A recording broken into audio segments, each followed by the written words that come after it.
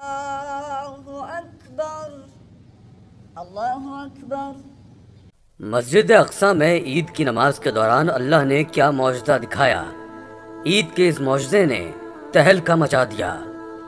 استغفر اللہ۔ السلام علیکم ناظرین، رحمتوں اور برکتوں والے مہینے کا بھی بالآخر اختتام ہو گیا۔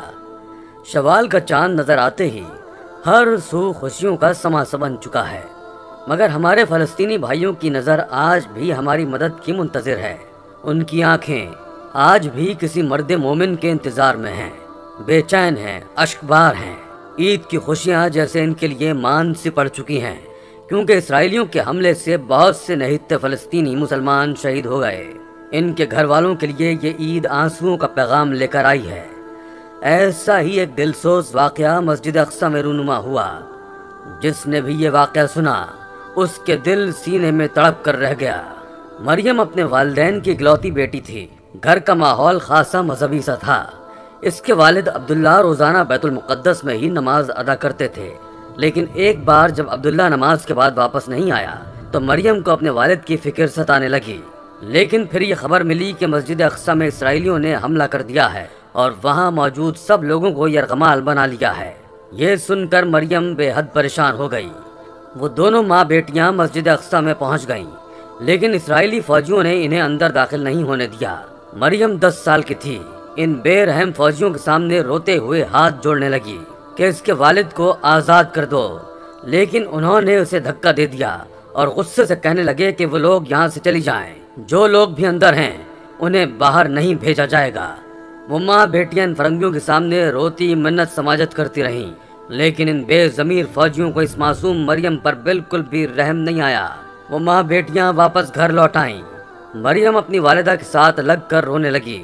اس کے بعد جب بھی ٹی وی پر مسجد اقصی کے اندر پیش آنے والی بربریت اور اسرائیلیوں کی سفاکی نہتے فلسطینیوں پر دکھائی جاتی تو وہ بھی تڑپ تڑپ کر رونے لگتی۔ مردوں کے ہاتھوں پیروں کو باندھا ہوا تھا اور انہیں منہ کے بل لٹا کر بڑی سفاکی سے ان کی کمر میں ڈنڈے برسائے جا رہے تھے۔ شیلنگ کے دوران کئی لوگ جانیں گنوا چکے تھے۔ مریم جب جب کسی کے مرنے کی خبر سنتی اس کا دل مٹھی میں بھنج جاتا، رنگت فقسی ہونے لگتی۔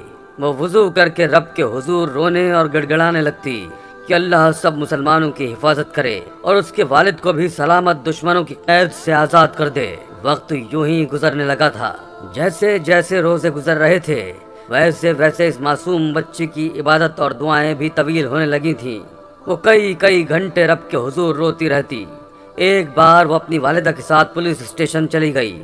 اس کی والدہ پولیس انسپکٹر کی منت سماجت کرنے لگی کہ وہ کوئی ایکشن لے اور مسجد اقصی کے احاطے میں موجود مسلمانوں کو ان اسرائیلیوں کے مظالم سے بچانے کی کوشش کرے، لیکن پولیس اسٹاف کا کہنا تھا کہ وہ اس معاملے میں اپنی ساری کوششیں کر چکے ہیں، لیکن اب تک انہیں ناکامی کا ہی منہ دیکھنا پڑا ہے۔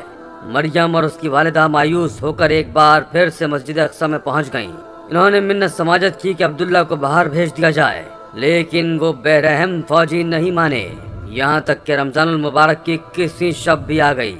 مریم اعتکاف میں بیٹھ گئی اور اپنے والد کی سلامتی کی دعائیں کرتی رہی۔ دوسری جانب اسرائیلی فوجیوں نے نہتے نمازیوں پر ظلم و جبر کے پہاڑ توڑ ڈالے، جن میں عبداللہ نامی شخص بھی شامل تھا۔ سب سے پہلے تو عین نماز کے وقت انہوں نے بیت المقدس میں داخل ہو کر نمازیوں کو نماز کے دوران ہی مارنا پیٹنا شروع کر دیا۔ اس وقت تو نمازیوں کو کچھ بھی سمجھ میں نہیں آیا کہ ان کے ساتھ کیا ہوا ہے۔ جب یہ خبر عام ہوئی تو پولیس کی بھاری نفری بھی فلسطینیوں کے بچاؤ کے لیے مسجد اقصی میں پہنچ گئی، لیکن اس وقت تک اسرائیلی وہاں قابض ہو چکے تھے۔ اسرائیلی پولیس کا دعویٰ ہے کہ اس نے نماز فجر سے پہلے اس وقت مسجد پر چھاپا مارا جب آتشی مواد، لاٹھیوں اور پتھروں سے مسلح مظاہرین نے خود کو مسجد اقصی کے اندر بند کر لیا۔ فلسطینیوں کا کہنا ہے کہ اسرائیلی پولیس نے مسجد میں موجود افراد پر ہینڈ گرینیڈ اور ربڑ کی گولیاں چلائیں، جس سے 14 افراد زخمی ہوئے۔ اسرائیل کے زیر قبضہ مشرقی بیت المقدس میں جھڑپیں اس وقت شروع ہوئیں جب متعدد فلسطینی نمازی رمضان کے مہینے میں عشاء کی نماز کے بعد مسجد میں ہی رک گئے۔ خیال رہے کہ فلسطینی عسکریت پسندوں نے مسلمانوں سے مطالبہ کیا تھا کہ وہ خود کو مسجد میں بند کر لیں تاکہ یہودیوں کو بدھ سے شروع ہونے والے تہوار پاس اوور کے لیے بکرے کی قربانی سے روکا جا سکے۔ مسجد کے اندر بنائی گئی ویڈیوز میں اسرائیلی پولیس کو فلسطینیوں کو لاٹھیوں سے مارتے دیکھا جا سکتا ہے۔ ایک ویڈیو میں بظاہر مسجد میں موجود افراد کو آتش بازی کا استعمال کرتے دکھایا گیا ہے۔ اسرائیلی پولیس کا یہ بھی دعویٰ ہے کہ ان پر پتھراؤ بھی کیا گیا، جس سے ایک پولیس اہلکار زخمی ہوا۔ فلسطینی ہلال احمر کے حکام کا کہنا ہے کہ اس واقعے کے بعد اسرائیلی افواج نے تنظیم کے ڈاکٹروں کو مسجد تک رسائی دینے سے بھی انکار کیا۔ اسرائیلی پولیس کی کارروائی کی سعودی عرب اور اردن جیسے عرب ممالک کی جانب سے مذمت کی گئی ہے۔ سعودی وزارت خارجہ کی جانب سے ایک بیان میں کہا گیا ہے کہ یہ حملہ رمضان کے مہینے میں ہوا اور مذہبی تقدس کے احترام کے لحاظ سے اس قسم کے اقدامات بین الاقوامی اصولوں اور اقدار کی خلاف ورزی ہیں۔ غزہ کی پٹی سے اسرائیل پر کم از کم 9 راکٹ بھی داغے گئے۔ اسرائیلی فوج کا کہنا ہے کہ 5 راکٹوں کو دفاعی نظام نے تباہ کر دیا، جبکہ 4 کھلے علاقوں میں گرے۔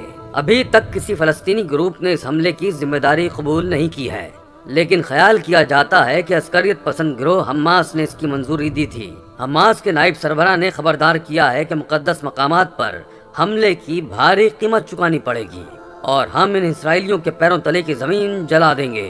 لیکن ابھی تک اسرائیلیوں کے خلاف کوئی بھی خاص اقدام نہیں اٹھائے گئے۔ اسرائیلیوں کے ظلم و ستم کا نشانہ بننے والا عبداللہ نامی شخص اپنی ہمت کے مطابق ان اسرائیلیوں سے لڑتا رہا اور جوابی کارروائی بھی کرتا رہا، لیکن پھر اسے زنجیروں سے باندھ کر مارا جانے لگا، بھوکا پیاسا رکھا جانے لگا اور اس سے کہا جاتا کہ وہ اسلام سے پھر جائے۔ لیکن اس نوجوان نے کہا کہ اللہ کی مدد اس تک ضرور پہنچے گی۔ اسرائیلیوں کا مقصد یہ بھی تھا کہ عید کے دن ان نہتے فلسطینیوں کو مار کر ان کی لاشوں کو ان کے لواحقین کے حوالے کر دیا جائے، اور یہ ان بے ضمیر اسرائیلیوں کا آخری وار ان مظلوم عورتوں بچوں پر ہوتا جن کے باپ بھائی ان کے ظلم کا نشانہ بن رہے تھے۔ لیکن عین عید کے دن جب ان سب مسلمان مردوں کے ہاتھ پیچھے باندھ کر انہیں قطار کی صورت میں کھڑا کر دیا تاکہ ان پر گولیاں چلائی جا سکیں، لیکن جیسے ہی فائرنگ کرنے لگے اسی وقت آسمان سے ایک سفید رنگ کا گھوڑا اور اس پر ایک سفید لباس میں ملبوس ایک نورانی سی مخلوق تیزی سے ان فلسطینیوں کے سامنے سے گزری اور بندوق سے نکلی گولیاں واپس پلٹ کر انہی اسرائیلیوں کو ہلک گئیں۔ ایک افراتفری سی پھیل گئی تھی، بہت سے اسرائیلی فوجی مارے گئے۔ عجیب بات یہ تھی کہ وہ آسمانی مخلوق ایک ہوا کے جھونکے کی طرح آئی اور یکدم سے غائب بھی ہو گئی، اور اب فلسطینیوں کی رسیاں ہاتھ اور پاؤں سے کھل چکی تھیں۔ وہ لوگ مسجد کے احاطے سے باہر نکل کر اپنے گھروں کو لوٹ گئے۔ مریم ابھی بھی جا نماز پر روتے ہوئے دعا گو تھی۔ اس کی والدہ بھی کلام پاک پڑھتے ہوئے رو رہی تھیں، اللہ سے کسی معجزے کی درخواست کر رہی تھیں۔ جب ان کے گھر کے دروازے پر دستک ہوئی، جب مریم کی والدہ نے دروازہ کھولا تو عبداللہ کو دیکھ کر روتے ہوئے اسی کے ساتھ لگ گئیں۔ عبداللہ کے چہرے پر زخموں کے نشان تھے، پوری کمر ڈنڈوں کے نشانات سے داغدار تھی، لیکن اللہ کی مدد کو دیکھ کر دل بہت مطمئن اور مسرور تھا۔ مریم باپ سے لپٹ کر پھوٹ پھوٹ کر رونے لگی تھی۔ پھر سب سے پہلے اللہ کے حضور شکر کا سجدہ کیا، نوافل پڑھے۔ عبداللہ نے جب مسجد اقصی میں رونما ہونے والا واقعہ بتایا تو ماں بیٹی دونوں کی آنکھیں اشبار ہو گئیں۔ اللہ کی ذات پر اور بھی زیادہ یقین پختہ ہو گیا تھا۔ بے شک اللہ اپنے بندوں سے ان کی استطاعت سے زیادہ آزمائشیں نہیں لیتا۔ اللہ تمام فلسطینی مسلمانوں کو اپنے حفظ و امان میں رکھے، آمین۔